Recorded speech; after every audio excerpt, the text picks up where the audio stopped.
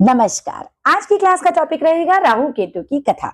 अब जो ग्रहों की हम कथाएं कर रहे हैं उसमें ये अंतिम वीडियो होगा ग्रहों की कथाओं के बारे में। बिकॉज हमने बाकी सारे ग्रहों की कथाएं ऑलरेडी कंप्लीट कर ली हैं। हमने अलग अलग वीडियोस में सूर्य की कथा, चंद्रमा की कथा, मंगल की कथा, बुध की कथा, गुरु की कथा, शुक्र की कथा और शनि की कथा, ये सारी कथाएं हमने पढ़ी। कथाएं बड़ी इंपॉर्टेंट हैं ज्योतिष में ये समझने के लिए कि इस ग्रह का नेचर कैसा है, ये ग्रह कैसा है, इसकी प्लेसमेंट जहाँ होगी कैसा रिजल्ट दे सकती है। कथाएं मतलब आप इसे हल्की में मत लेना, ये बड़ा इंपॉर्टेंट विषय है। चलिए प्रारंभ करते हैं, ज्यादा समय बर्बाद नहीं करेंगे।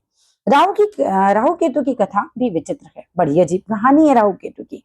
पुराण आदि के पढ़ने से प्रतीत होता है कि पृथ्वी पर जीवन को तीन मुख्य भागों में बांटा जाता था। जब हमने पुराण आदि पढ़े, लेखक कहते हैं कि पुराण आदि जब हमने पढ़े उससे ये प्रतीत होता है कि जीवन जो था पृथ्वी पर तीन मुख्य भागों में बांटा जाता था उस जमाने में। मानव, असुर अथवा दैत्य अथवा दानव बोल लो, और इसके अतिरिक्त थे देवता, जिनकी माता अदिति से हम पहले ही परिचित हो चुके हैं। हमने पढ़ा था ऋषि कश्यप की पत्नी थी अदिति जी, उनके पुत्र थे देवता। ठीक है, और असुर, दैत्य तथा दानवों के पिता तो एक ही थे। अब ये भी हमें पता है, हमने पिछली कहानियों में पढ़ा कि कश्यप ऋषि की ही संतानें हैं। सारे असुर हो गए, दैत्य हो गए, दानव हो गए, ये सब, और देवता भी इन्हीं की संतान है। माताएं अलग अलग थी, है ना, दिति, दनु और आई थिंक खस, ये सब माताओं के नाम थे। माताएं अलग अलग थी, नाम माताओं के अलग अलग थे। राक्षसों की माता का नाम था खस, राक्षसों की माता का नाम था खस, ध्यान दीजिएगा। और वहीं दैत्यों की माता का नाम था अदिति। पुराणों के अनुसार मानव तो जम्बू द्वीप में रहते थे। एमसीक्यू क्वेश्चन, पुराणों के अनुसार मानव कहाँ रहा करते थे? जम्बू द्वीप में। पुराणों के अनुसार मानव जम्बू द्वीप में रहा करते थे, जो संभवतः आज का एशिया या पूर्वी यूरोप या उससे मिला जुला हिस्सा होगा। दानवों के मिले भूभाग को पाताल, दानवों के मिले भूभाग को पाताल मानते हैं। मतलब कि दानवों को जो भूभाग मिला, भूमि का जो भाग मिला, उसको पाताल मानते हैं। राक्षसों की नगरी जम्बू द्वीप के दक्षिण में कहीं रही होगी। हम ये मान के चल रहे हैं कि राक्षसों की जो नगरी है वो जम्बू द्वीप के दक्षिण दिशा में कहीं रही होगी। राक्षसों की जो नगरी है वो जम्बू द्वीप के दक्षिण में कहीं रही होगी। कहते हैं देवताओं का वास स्वर्ग में था, जो शायद आज का कैलाश मानसरोवर क्षेत्र है। वही हिरण्यकश्यपु नाम असुर की कथा आप जानते ही हैं। हाँ भाई, हम लोगों ने तो बहुत अच्छे से पढ़ा हुआ है। नहीं, पीछे से कोई लाइन छूटी। कहते हैं देवताओं का वास स्वर्ग में था, जो शायद आज का कैलाश मानसरोवर क्षेत्र है। भाई, देवताओं का वास कहाँ माना जाता था? कैलाश मानसरोवर जो जगह है, जो देवताओं का बस वहां माना जाता था। वहीं से देवतागण पृथ्वी के साम्राज्य का संचालन करते थे। कैलाश मानसरोवर से ही जो है वो पृथ्वी का पूरा संचालन किया करते थे।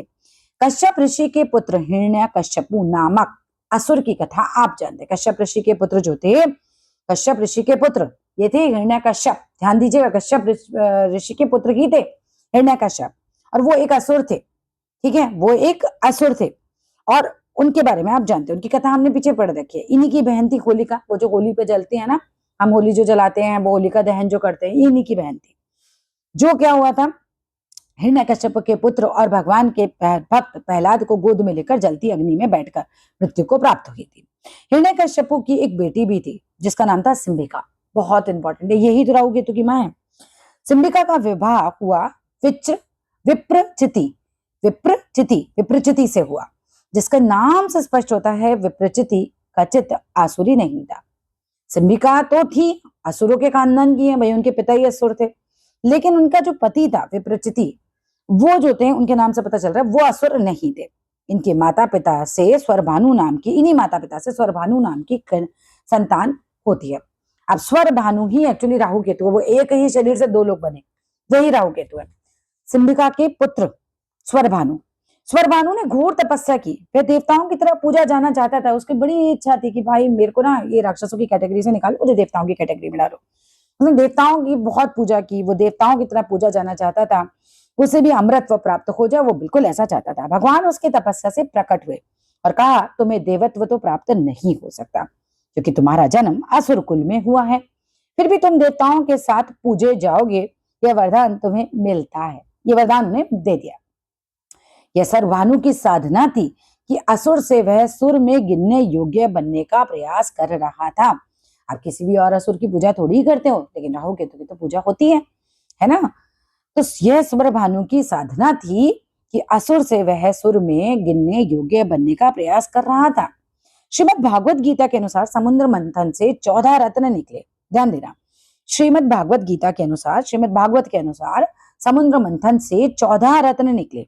वह क्रमशः थे कामधेनु गाय, उच्च श्रेवा घोड़ा, ऐरावत हाथी, कौस्तुभ मणि, कल्पद्रुम, रंभा नाम की अप्सरा, वारुणी नाम की कन्या, पारिजात वृक्ष, चंद्रमा, लक्ष्मी, विष, मदिरा, अमृत और शंख।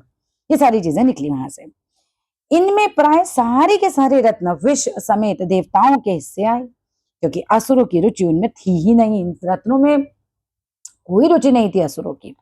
हाँ, जब अमृत के बांटने का समय आया तो देवताओं के साथ साथ असुरों में भी उसे पाने की होड़ लगे, भैया अमृत तो हमें भी चाहिए। स्वरभानु ने देखा कि यह अमृत को पाने का सबसे अच्छा अवसर है। इस बीच भगवान विष्णु ने मोहिनी रूप धारण करके अमृत पिलाने का काम अपने जिम्मे ले लिया कि भाई मैं पिलाऊंगा, मैं सबको आपको अमृत देता जाता हूँ, बैठ जाओ सबके साथ। वह महामाया मोह माया जिसके प्रभाव से त्रिभुवन मोहित हैं, उस मोहिनी के आगे असुरों की क्या विसार। मोहिनी ने देवताओं और असुरों को क्रम में बिठाया और अमृत पिलाने का काम उस छोर से प्रारंभ किया जहां देवता बैठे थे। उसने कहा ठीक है, आप सब बैठ जाओ, मैं पिलाता हूँ।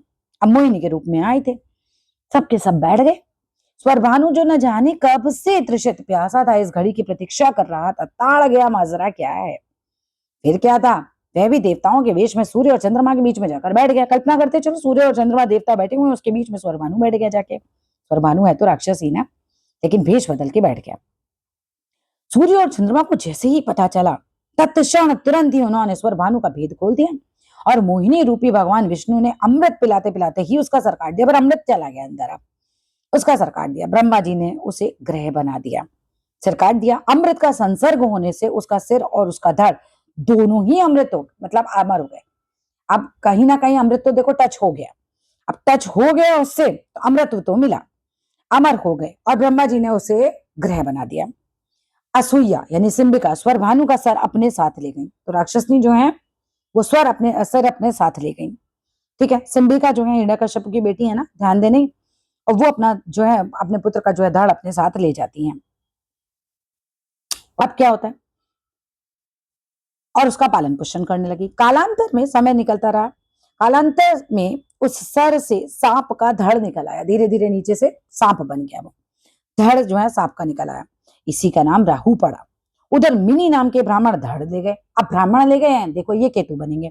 मिनी नाम के ब्राह्मण धड़ ले गया और वह जैसे वह पुत्रव्रत सेवता रहा, पुत्र की तरह उसकी सेवा करता रहा। इस धड़ को भगवान विष्णु ने सर्प का सिर दे दिया। भगवान विष्णु ने क्या किया, इसको सर्प का सिर दे दिया। धड़ जो है वो केतु है, सिर जो है उसका सर्प का है। इस हिस्से का नाम केतु हो गया, जो अपने प्रयासों और पूर्व जन्म के कर्म फल के कारण ईश्वर भक्त होकर श्रद्धा का पात्र बना। प्रयासों और पूर्व जन्म के कर्म फल, ध्यान देंगे।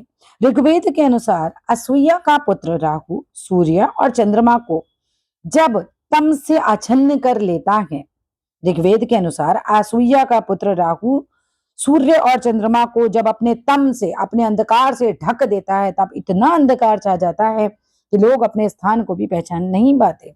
महाभारत भीष्म पर्व के अनुसार अन्य ग्रहों के साथ राहु भी ब्रह्मा की सभा में बैठता है। ग्रह बनने के बाद भी राहु बैर भाव से पूर्णिमा को चंद्रमा और अमावस्या को सूर्य पर आक्रमण करते हैं। बैर भाव तो था ही, भैया तुमने हमारा भेद खोल दिया, नाराज थे। तो वो कहीं ना कहीं ये जो आप ग्रहण पढ़ते हो ये वही चीज है। मत्स्य पुराण के अनुसार राहु का रथ अंधकार स्वरूप है। ध्यान देंगे, राहु का रथ क्या है, अंधकार स्वरूप है, जिसे कवच आदि से सजाए हुए काले रंग के 8 घोड़े खींचते हैं। राहु का रथ काले रंग के 8 घोड़े खींचते हैं। ग्रहण के अलावा भी चंद्रमा के आकार में राहु के कारण परिवर्तन होते हैं। राहु को इसलिए नित्य राहु भी कहा गया कि वह राहु जो प्रतिदिन चंद्रमा पर प्रहार करके उसके आकार में परिवर्तन करता रहता है। पर्व राहु चंद्र को ग्रस कर ग्रहण का कारण बनता है। केतु राहु का संबंध कबंध है, यानी बिना सिर का धड़, जो राहु के साथ ग्रह बन गया। मत्स्य पुराण के अनुसार केतु बहुत हैं, जिसमें प्रधान है धूमकेतु। जहां राहु का स्वरूप महाभारत के भीष्म पर्व के अनुसार मंडलाकार है, जहां राहु मंडलाकार मतलब गोलाकार है, वहीं केतु का मंडल ध्वजाकार है। केतु का आकार बताया गया ध्वज के आकार का, ट्रायंगल बेसिकली। शायद यही कारण है कि इनकी कल्पना झंडे की तरह की गई है। कहा जाता है कि केतु की ध्वजा सूर्य की ध्वजा से भी ऊंची लहराती है।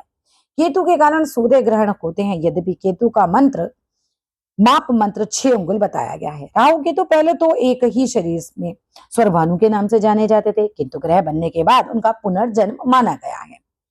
उन्हें क्रमशः पैथिनस और जेमिनी गोत्रों का सदस्य माना गया है। ध्यान देंगे, पैथिनस और जेमिनी गोत्रों का सदस्य माना गया है। एक बात याद रखने की कि राहु और केतु अपवादों को छोड़कर प्राय कलेशकारी होते हैं, मतलब जहां बैठते हैं उस घर में थोड़ा गड़बड़ा तो दे देते हैं। यह भी कहा गया है कि इनमें केतु अपेक्षाकृत कम कष्टदायक है। Ketu is better than Rahu और जातक को धर्म की तरफ उन्मुख करता है, धर्मोन्मुख करता है, मतलब धर्म की तरफ उन्मुख करता है।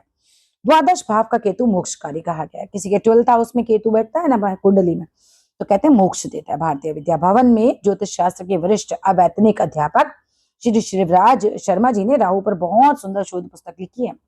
उसके अध्ययन से एक बात और स्पष्ट होती है कि राहु और केतु हमेशा बुरे फल नहीं देते, जैसे शनि और मंगल हमेशा बुरे फल नहीं देते। उसका ध्यान रखना है।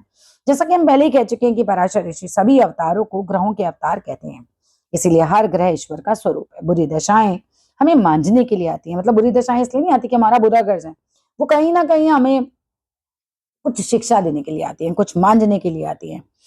हमारा तमस शेष हो जाए, हमारे अंदर का ज्ञान और बुराई खत्म हो जाए, इसलिए आती है। पूर्व जन्म के पाप कट जाएं, इसलिए आती हैं। और हम ईश्वर को ग्राह्य हों, ईश्वर हमें तभी तो ग्रहण करेगा हमारी सोल को जब हमारे सारे पाप कट जाएंगे। पाठकों की सुविधा के लिए इस अध्याय के अंत में नवग्रहों की शांति के बारे में भी चीजें बताई गई हैं। बेसिकली देखो, राहु की कथा थी यहीं तक ही, ठीक है। इसके आगे राहु की कथा हो जाती है समाप्त, और ये वीडियो भी हम यहीं समाप्त करते हैं। वीडियो अच्छा लगे तो जरूर लाइक कीजिएगा, शेयर कीजिएगा, सब्सक्राइब कीजिएगा। Thank you.